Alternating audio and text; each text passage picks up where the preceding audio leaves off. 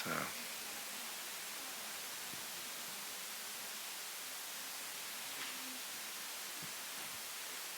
Good evening. I'm Andrew Weinstein. I'm the Senior Director of Academic. Can't hear you. Can't hear me? That's here. Are you live? Oh, now you are. I just wasn't. There we go. I'll start again. Good evening. I'm Andrew Weinstein. I'm the Senior Director of Academic Development for the University of Rochester River Campus Libraries. And I'm welcoming you here this evening on behalf of the libraries and on behalf of the Neelys in the Neely series. The Neely series is supported by an endowment from the former president of John Wiley and Son, and it's been an extraordinary experience for us. We're in our 11th or 12th year at this point. People often ask me how we choose speakers. We get recommendations from all kinds of sources, but I often am able to have somebody whose studies I've used myself. And in both my undergraduate degree and my graduate degree, I used a lot of Andrew Scull, so this is a particularly exciting experience for me. Tonight we're going to have Stephanie Brown-Clark, who's head of the Department of Medical Humanities in the medical school, who'll do the formal introduction, and then we'll have Dr. Scull speak. Thank you very much.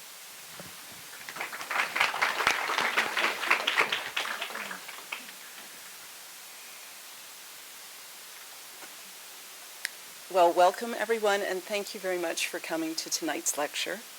I will tell you that one of the true pleasures and the real perks of teaching at a university like this one is the abundance of lectures and presentations on diverse and really fascinating subjects by all sorts of scholars and researchers from all sorts of disciplines, some homegrown from the University of Rochester and others from institutions across the country and around the globe.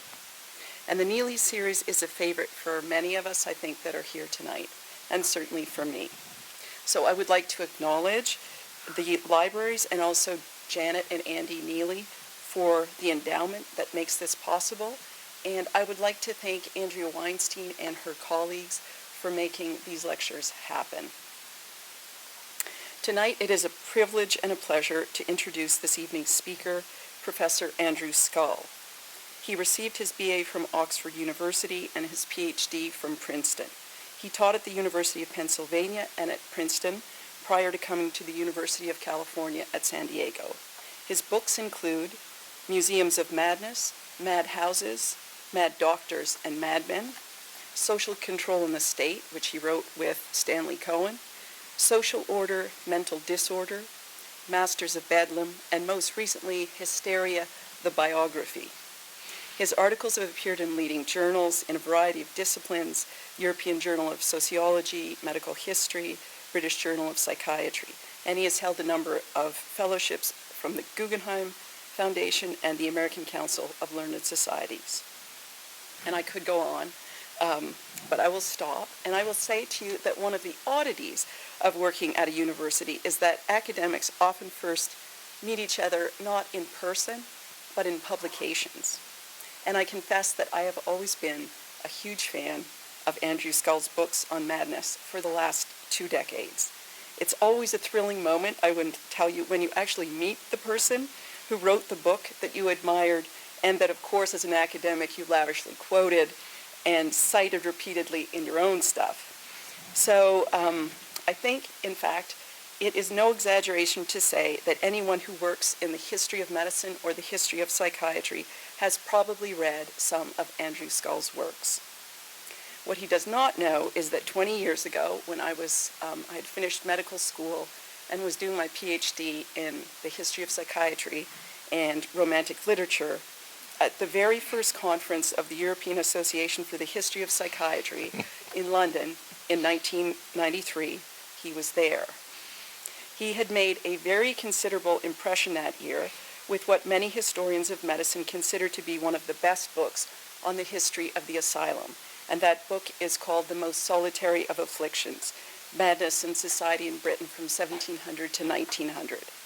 And for those of us there at that conference, those of us who were trying to understand something about the marginalized social group which we now call the mentally ill, but in the 18th century and before were simply called the mad, we wondered what exactly madness meant, and who was considered mad, and by whom, and why, and how those mad were managed and treated, and how asylums came into existence and why, and how asylums grew in numbers, and the numbers of inmates confined within them grew too, and why.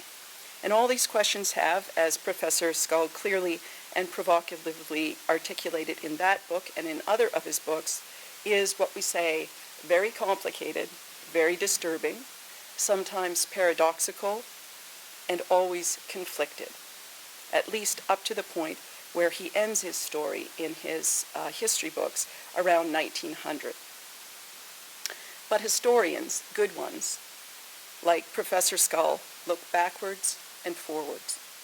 And in a recent article in The Lancet in April 2010, Scull focuses on what happened to asylums after 1900 in the United States and what that has meant for the mentally ill in 2011.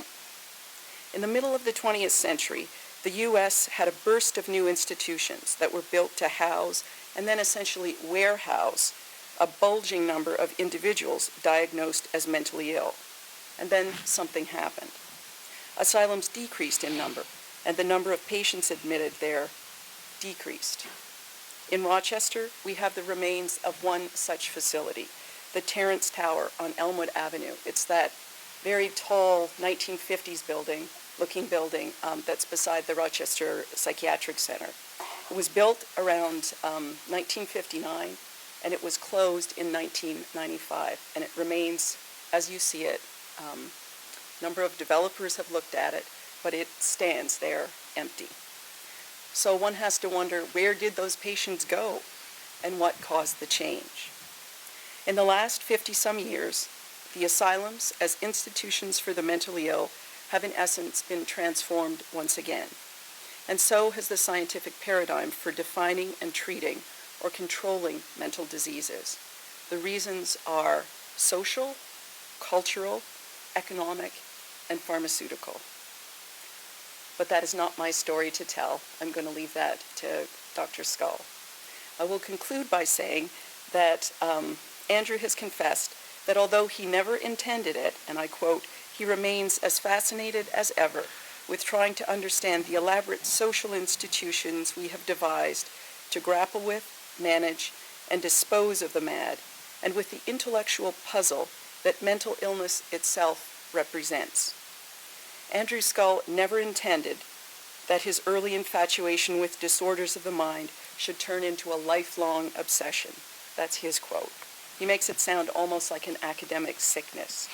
And if that is the case, then those of us interested in the history of mental illness, the puzzle of mind versus brain in health and illness, and your provocative and insightful analysis of the social and cultural complexities that inform and vex medicine on these subjects, all I can say is, here's to your continued ill health. Please welcome Dr. Scull.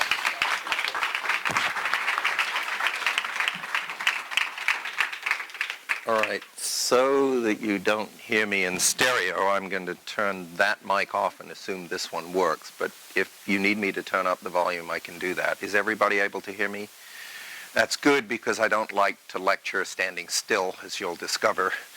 And that frees me from having to be within arm's reach of that microphone.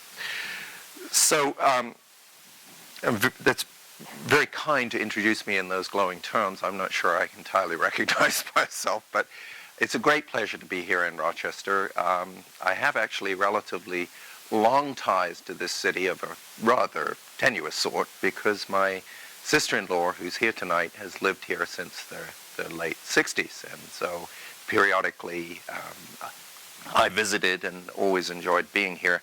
But this is actually the first time that I've talked at the university, so it's interesting to do. The Lancet piece that was referred to in the introduction is something I was asked to write a couple of years ago, and it provoked a bit of autobiographical reflection on my part about the fact that as I realized with some shock, it had been really about 40 years that I've been working in this field. And I thought, my goodness, this is really quite extraordinary, because I didn't plan on that at the beginning. Although I did find the field very fascinating, obviously, since I made it the subject of my PhD thesis.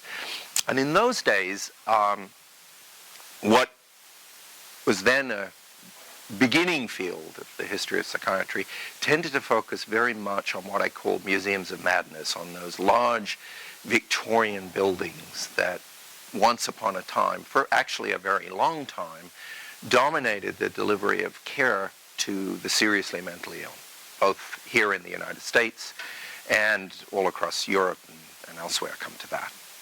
So my initial intellectual puzzle was to think about those institutions, and in the course of that, I spent an inordinate amount of time, not just in the archives of mental hospitals, but actually in them. And they were really very striking pieces of architecture. I mean, you've got a very late example. 1959 is extraordinarily late to be building a tower to house 1,000 people. By then, the mental hospital populations are just beginning to turn down. But before that, the notion that moral architecture, if I can call it that the very buildings and the physical space the mentally ill were confined in, would be somehow therapeutic, had grabbed hold of people all across the Western world. And initially, when you use the term asylum these days, it conjures up visions of madhouse and confinement and bars and all those sorts of things. But that wasn't what the people who built the first generation of asylums thought they were doing at all. The word asylum, of course, has another meaning, called a respite from the world, and that really was the meaning that was attached to it early on. And there was a great deal of utopian optimism about what these asylums would accomplish. In North America in particular, in the 1830s and 40s, there was a real cult of curability, as it came to be known afterwards. Psychiatrists, or they weren't really called psychiatrists back then, they called themselves asylum superintendents, competed with one another to assert that 60%, 70%, 80%, even 90% of the mentally ill could be cured if only they came into these therapeutic institutions early enough. Now, it goes without saying that those utopian hopes and promises weren't fulfilled. And in the second half of the 19th century, the reputation of the asylum plummeted. The numbers of people confined there, paradoxically, shot up. The average size of a mental hospital grew enormously. And Rochester's example, the Psych Center, was typical. It was, as one of your number was telling me just before I began to speak, it housed between 4,000 and 5,000 patients at its peak.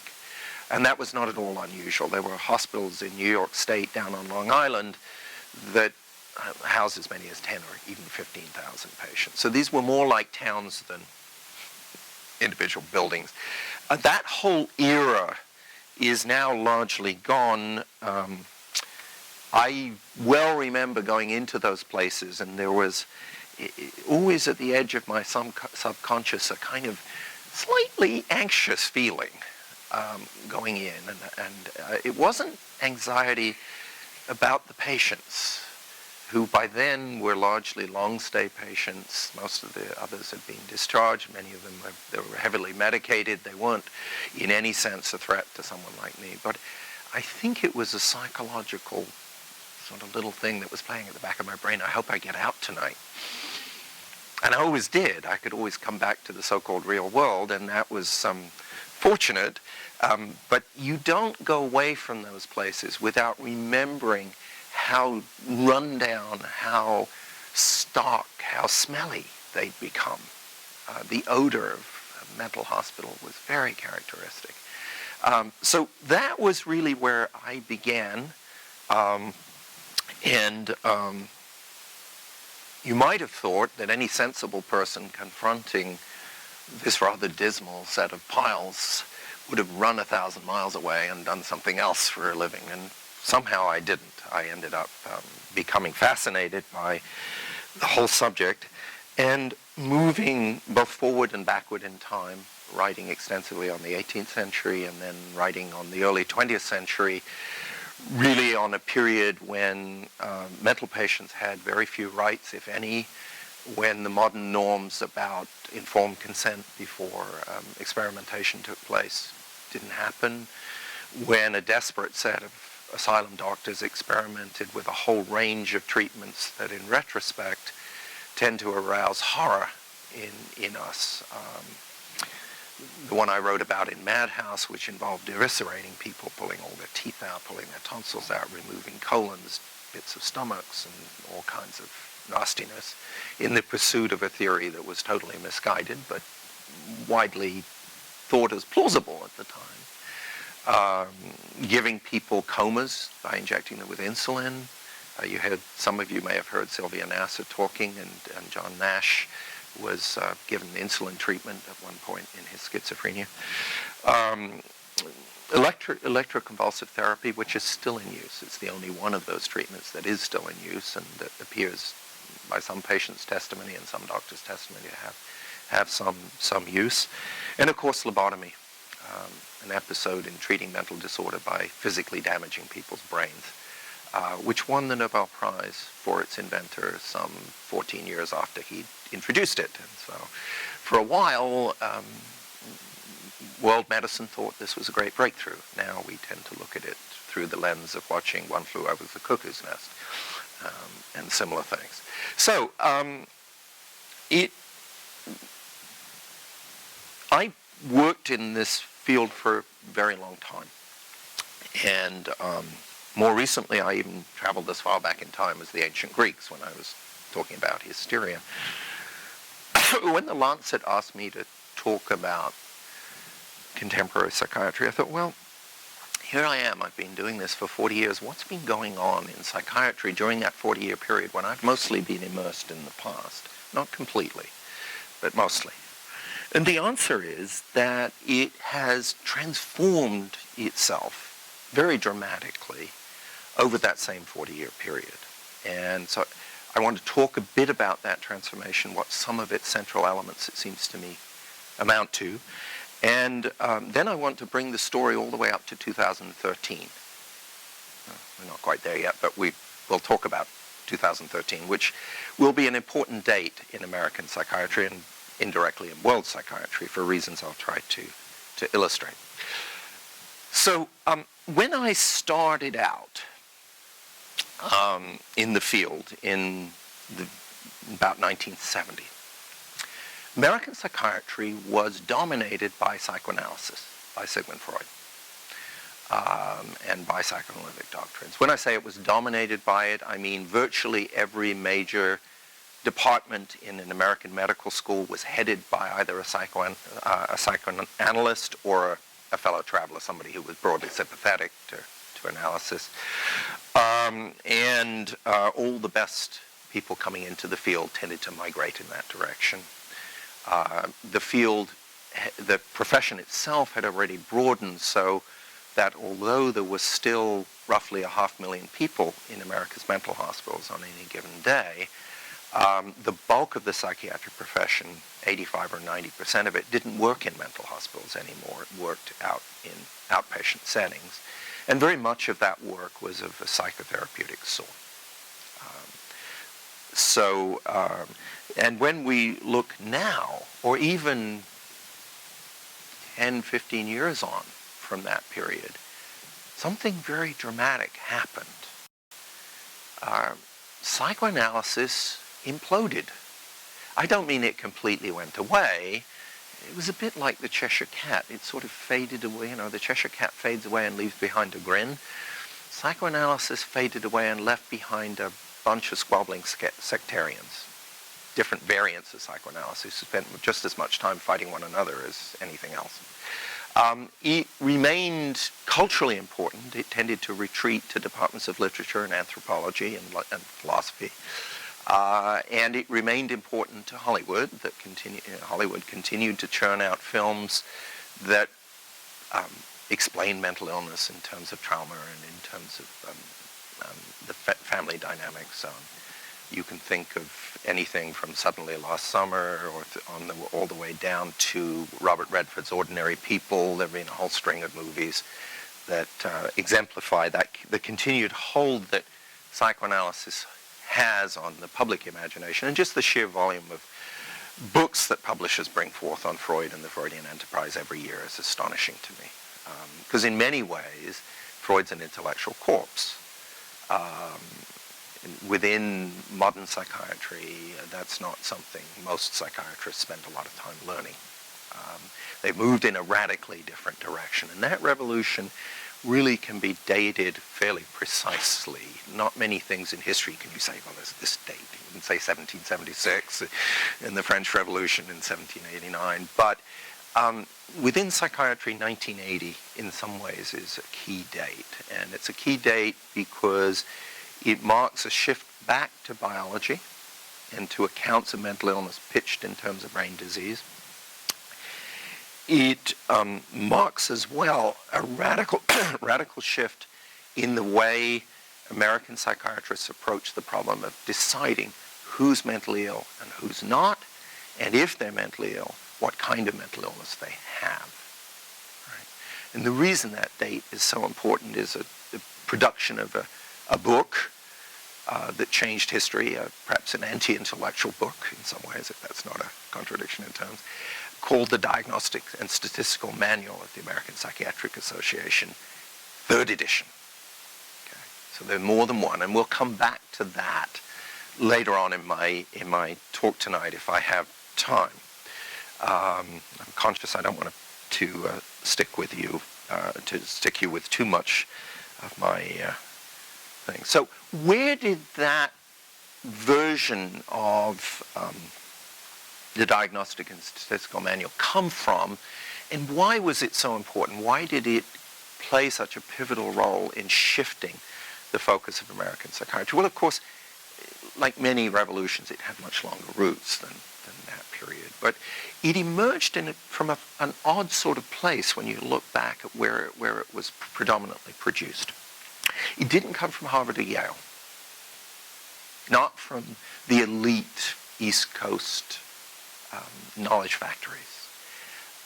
It came from a renegade psychiatrist at Columbia by the name of Robert Spitzer, and from collaborators of his who were one of the few departments of psychiatry that hadn't succumbed to Freudianism, Washington University in St. Louis, Missouri. Not the obvious place where you'd expect a transformative event like this, as I will suggest it was, to have occurred. But that is indeed what happened. And I'll talk somewhat later. I'm going to shift away from DSM for a bit because I'm going to come back to it.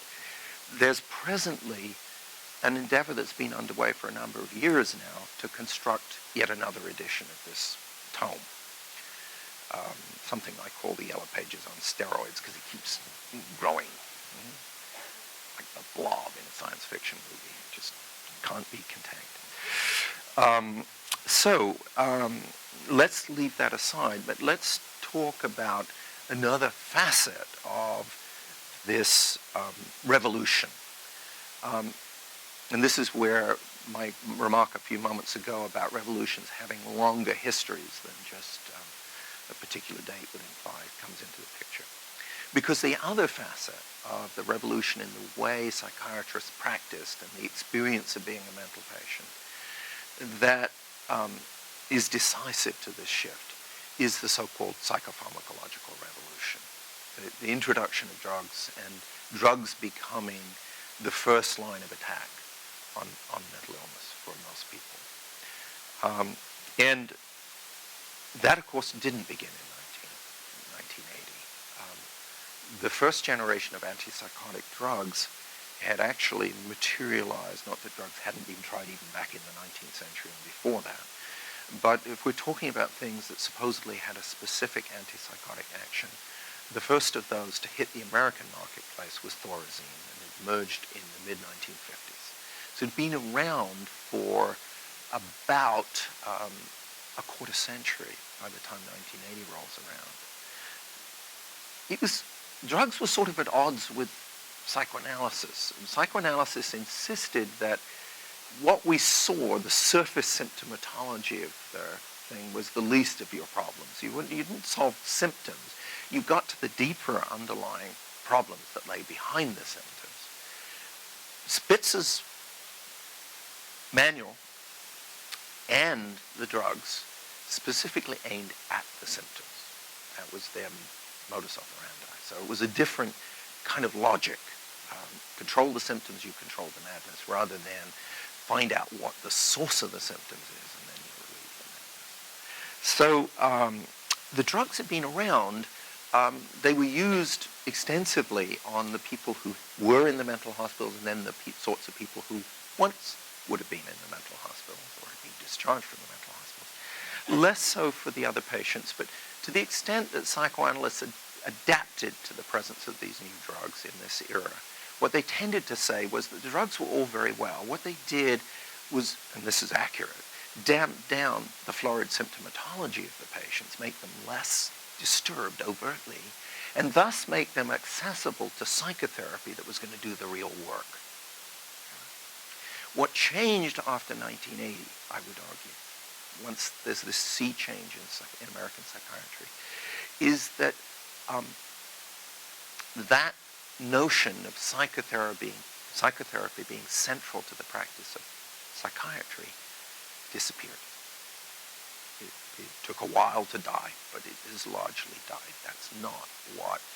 To the extent that psychotherapy survives, and it most certainly does, it's migrated elsewhere, to the hands of clinical psychologists and psychiatric social workers, rather than expensive MDs who don't get adequately reimbursed for spending a whole hour with an individual patient.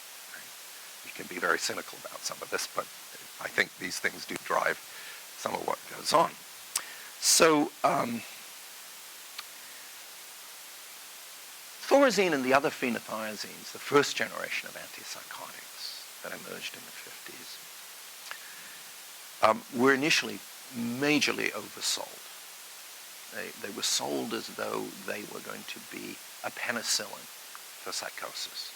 There were no such thing. There were, in fact, drugs which had differing effects on different subclasses of patients, and it was hard to predict what those effects were going to be. For some patients, I think it was very clear, and I don't want this to come across as, toxic psychiatry kind of lecture by someone from Scientology. That drugs have no place. I'm not that kind of person. If that's your belief, that's not mine. But nonetheless, the drugs were a distinctly mixed blessing. And for many patients, they were a curse. And arguably, in a broader sense, they were also very mixed in their effects. There were many, many patients who didn't respond to the drugs at all.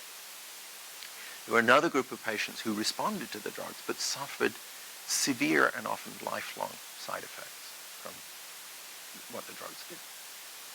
And there were then a group of patients for whom the drugs worked relatively well. For those people, unambiguously, that was a real positive step forward. But they are, the drugs, as I say, were not a panacea.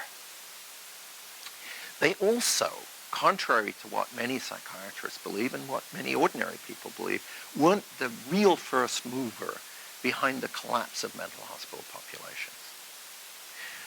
That process, which has been called deinstitutionalization or decarceration, which is a really ugly word that I used as a title of one of my books. I didn't invent the term. The opposite of incarceration was supposed to be. That movement was driven much more by politics, by policy changes, by the opportunity to transfer costs between levels of government, to move people off the state budget onto the federal budget initially, and now onto nobody's budget, sort of.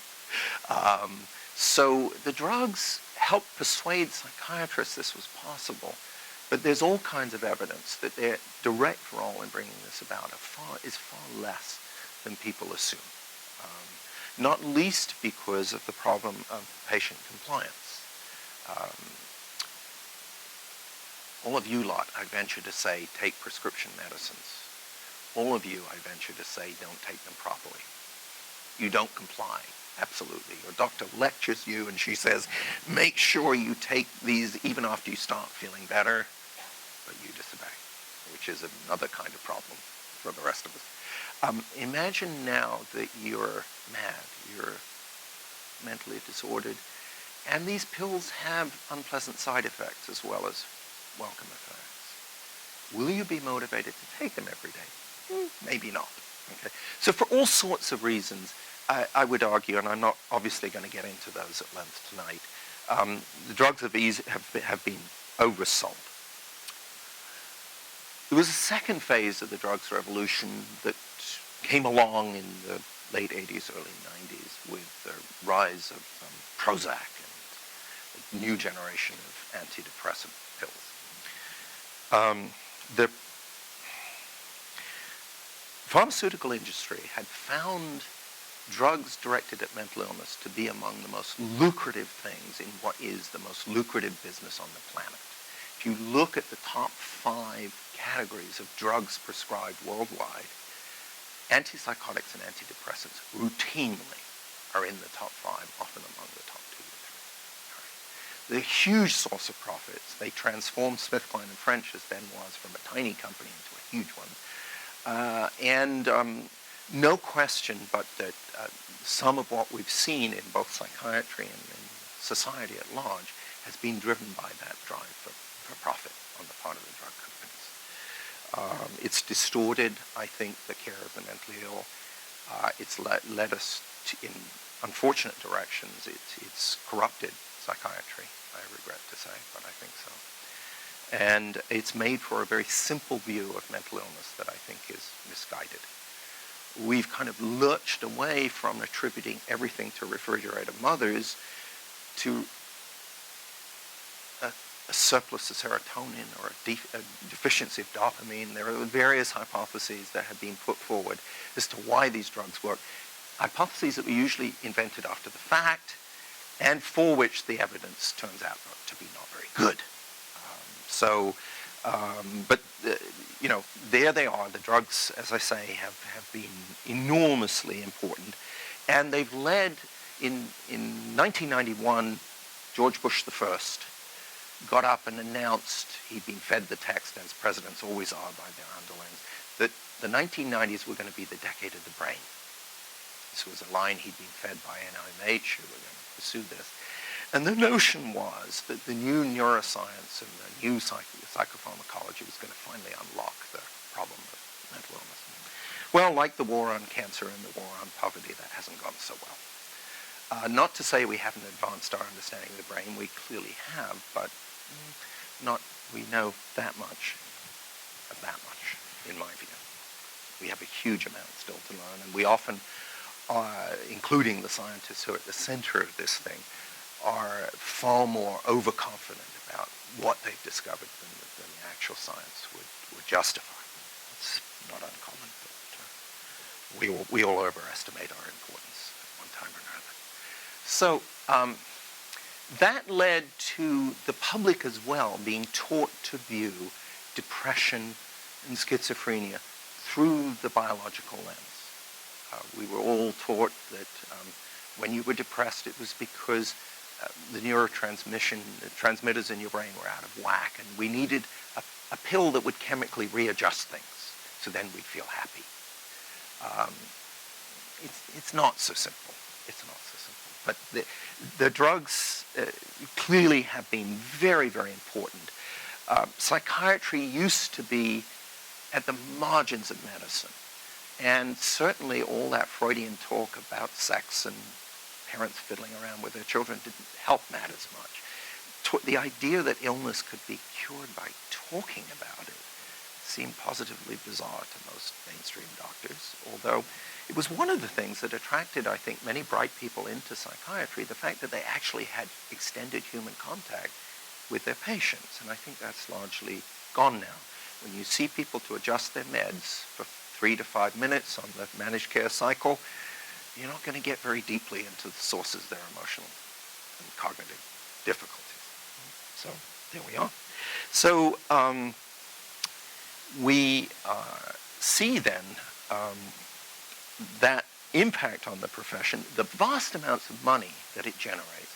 If you ever go, as I did a few years ago when the American Psychiatric Association held its conference in San Diego, it is mind-blowing, forgive the pun, because you walk in and you see drug money everywhere.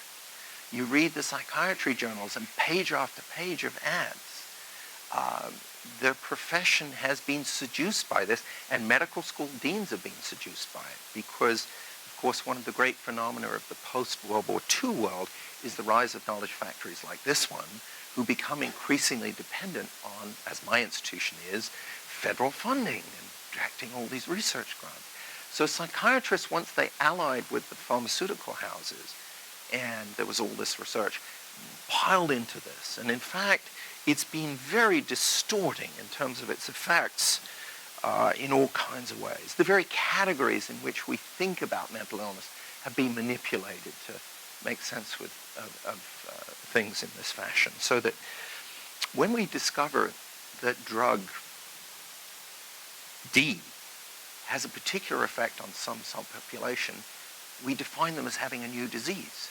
The drug brings about the disease rather than the disease bringing about the drug.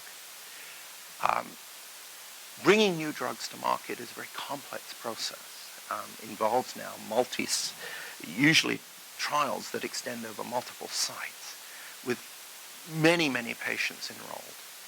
And the people who control all the data control what sees the light of day. And the people who control the data are by and large big pharma. So when data is not very convenient, it tends never to see the light of day.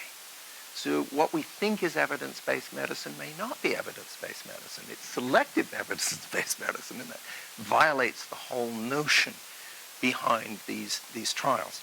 So there's a lot of that going on. It even extends, as has been exposed by the Anglo-Irish psychiatrist David Healy, to a practice of extensive ghostwriting of articles which appear even in journals like JAMA, New England Journal of Medicine, The Lancet. The tip-top journals in the field have been deceived in this way. And very often the people putting their names on those papers in return for grant monies have not actually done the research and had nothing to do with writing it. And often they've been written, it turns out, by public relations journalists employed by the pharmaceutical house to massage them. So it's a very tricky world that we've moved into, and one that is in many ways disturbing, not least because the first generation of antipsychotics, the Thorazines of this world and the like, turned out alongside their effects in controlling psychiatric symptomatology to produce a wave of iatrogenic illness, a physician-caused illness. And often some of the worst of these side effects only became visible when you came off the drugs. And the only way to mitigate them was to go back on the drugs. So you're caught in this time warp. Worse than probably something called tardive dyskinesia, which causes uncontrolled movements of the extremities and face. Very stigmatizing and often seen by lay people as a sign that somebody's mad, which is a horrible bit of irony, because they're actually side effects of the drug. So we shifted, or the profession shifted, more recently to so-called atypical antipsychotics, which had actually been discovered a couple of decades earlier, but had just kind of lain around, partly because they had some side effects of their own. They're now being re-prescribed. Many of them produce heart disease, diabetes, massive weight gain, 50, 60, 70 pounds. They're life-threatening. They shorten people's lives. The gravely mentally ill are among the few groups in society whose life expectancy has decreased in the last 20 years, and I think that tells us something rather profound about what's been going on. So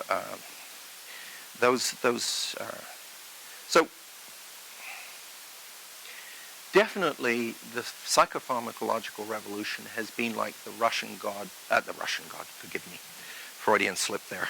The Roman god was what I meant to say, Janus, who has a face at the front and a face at the back. Clearly they've been beneficial for some. For others they're sort of a wash, and for others they've been actively harmful, and for the profession, they really have done some bad things. Now, let me turn back quickly. We'll leave some time for questions, but let me turn back to this diagnostic and statistical manual that I said was such an important event.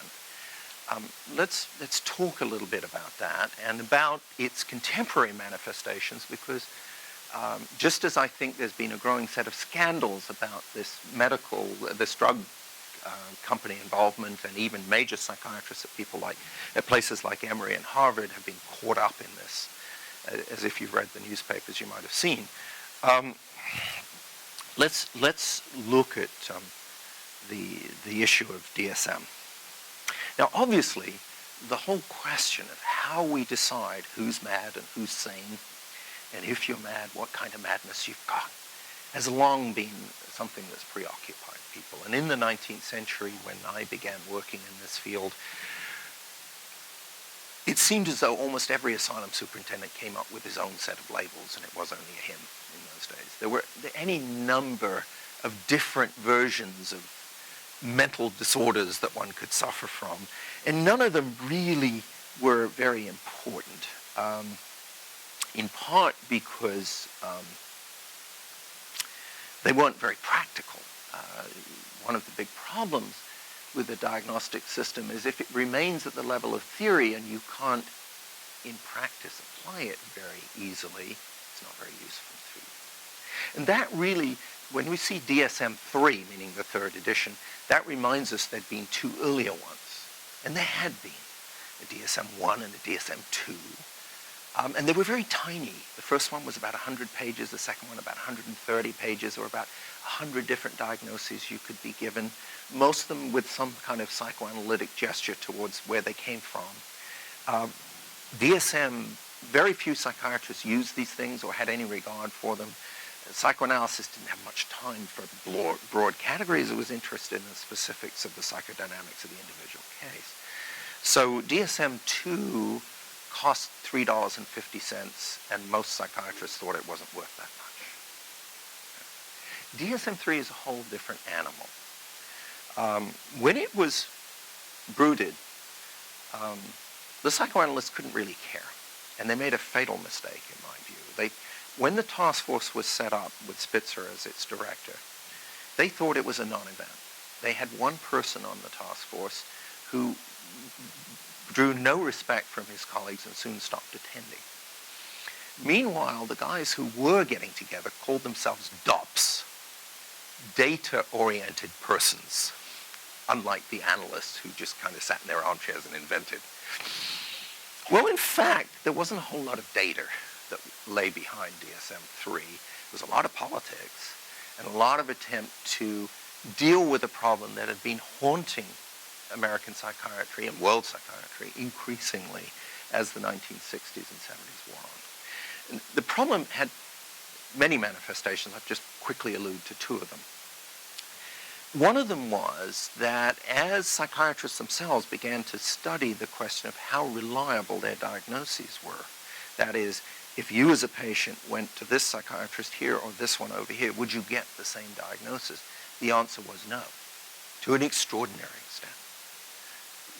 Their own literature suggested that this was not happening.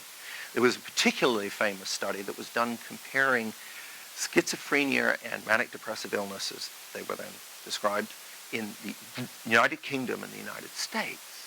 And it turned out in the United Kingdom there was a lot of manic depressive illness and not much schizophrenia. And in the United States there was a lot of schizophrenia, not much manic depression. And when you actually looked at it and you gave psychiatrists on each side of the Atlantic the same clinical records, the Americans called them schizophrenic and the British called them manic depressive. Now this was not inconsequential because schizophrenia was a very nasty label to get. And it even affected what kinds of treatment you got. So that, the lawyers got hold of this, and this was the period when lawyers were starting to intrude on all kinds of civil rights issues. The rights of the mentally ill became one of them. And so the inability of psychiatrists to agree was regularly brought forth in the courtroom, and it was a professional problem. there was another kind of problem as well. As drug companies wanted to develop new drugs and to test them, they needed homogeneous populations that were the same in Rochester as in San Diego as in London. And yet none of the ways of diagnosing patients, which primarily depended on clinical intuition, produced that sort of reliability. That's what Spitzer and his team did. They constructed a device, basically a tick-the-boxes approach to diagnosis. If you've got 6 of these 10 symptoms, you're schizophrenic.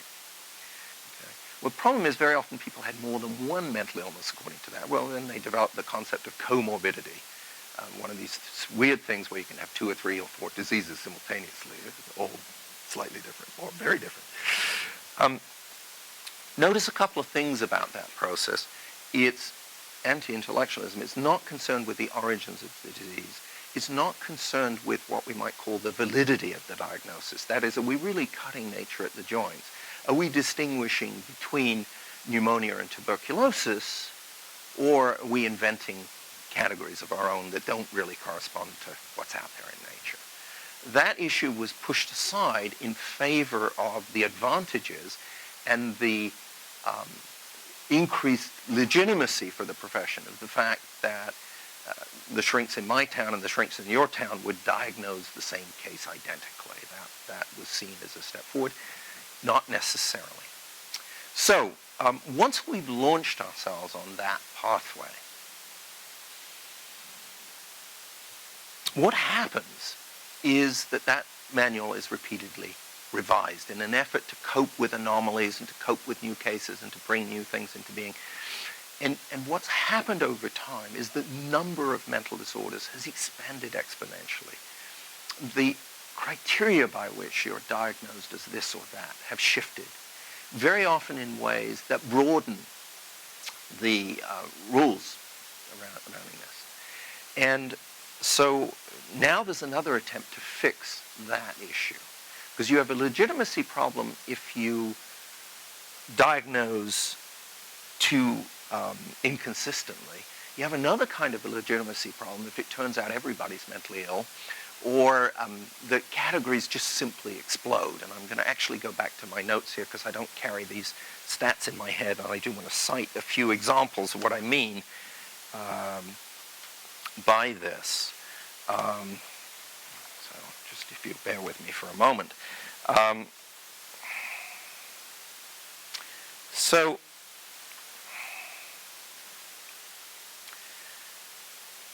we got in these later editions social anxiety disorder, oppositional defiant disorder, school phobia. I suffered from that as a young man.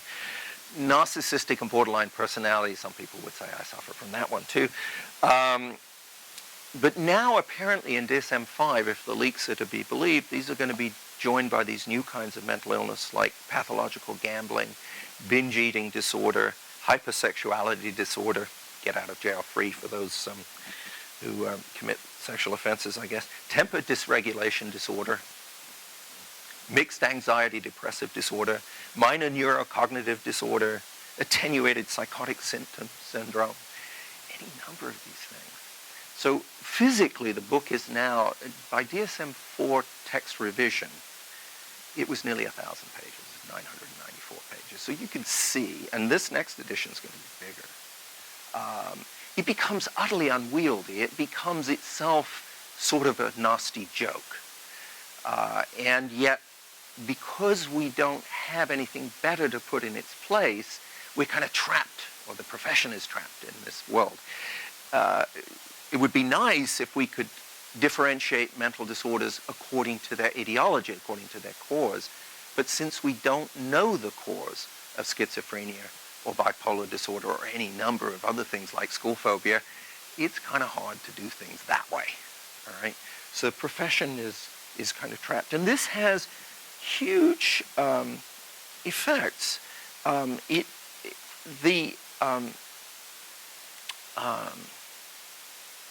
Again, I'm trying to find these data in what I prepared, and I'm not finding them. But if you look at the epidemic of autism, for example, which has occurred, and you're all aware of, or the epidemic of ADHD, autism was in the news a lot recently because it was leaked that the new definition coming in DSM-5, and by the way, these DSMs used to use Roman numerals like the Super Bowl, but DSM-5 is going to be back to Arabic numerals. The pretension's been dropped. So if you look at those, you know, the incidence of them has doubled and tripled, and everybody's going, oh my God, we've got an epidemic. Is it vaccines? Is it, you know, this? Is it that? Alan Francis, who was the editor of DSM-4, has said publicly that the epidemic was caused because he and his task force changed the definition to soften the edges of it and inadvertently brought in all these new cases. But when it was leaked that the diagnosis might narrow, who was it that screamed the loudest? It wasn't the psychiatrists, it was families. Because we've all become dependent as a society. Access to scarce resources, like additional help for your children, is dependent on you giving this child this awful diagnosis. Not to say the problems aren't real, you understand, that the behavioral difficulties of the child may not be there. But autism was once a very rare disorder. Even as late as the 1990s, it was sort of 1 child in 400. Now, it's many times that. And the same with ADHD, and the same with many other mental disorders. So when you define things by committee, and you define them by symptoms, which is the way American psychiatry operates, it's rather like 18th century medicine with the rest of the body, when you could suffer from something called a fever. For us, a fever is a sign or a symptom. It's not the disease. In the 18th century, it was a disease. In psychiatry, symptoms are now the disease, and it's the proliferation. It's easy to get new categories out of the bottle than to stuff them back in. Once you've created an audience, once you've created a whole industry that depends on these labels, it's very hard to shift them. So I think that originally DSM-5 was supposed to be published in 2011. Robert Spitzer, who edited DSM-3, and Alan Francis, who edited DSM-4, screamed bloody murder, that it was being done in a hurry, it was utterly unscientific, it was going to create epidemics of psychiatric disorder. There was even something called pre-psychotic syndrome that they were going to identify in school children and treat them so that they didn't become psychotic in adulthood. Now imagine your child comes home from school diagnosed as pre-psychotic, and now you better have this medication to help ward off something that might happen in the future. It's a nightmare. So I think the profession is facing the same sort of crisis that occurred in the 70s all over again. Quite where it's going to turn out, since I'm as lousy at foreseeing the future as everybody else, I don't know. But that's, it seems to me, where we are now at the end of the revolution of the last 50 years, back in a time of serious turmoil within the profession and great worry about where it'll go. And at that point, I think I should shut up.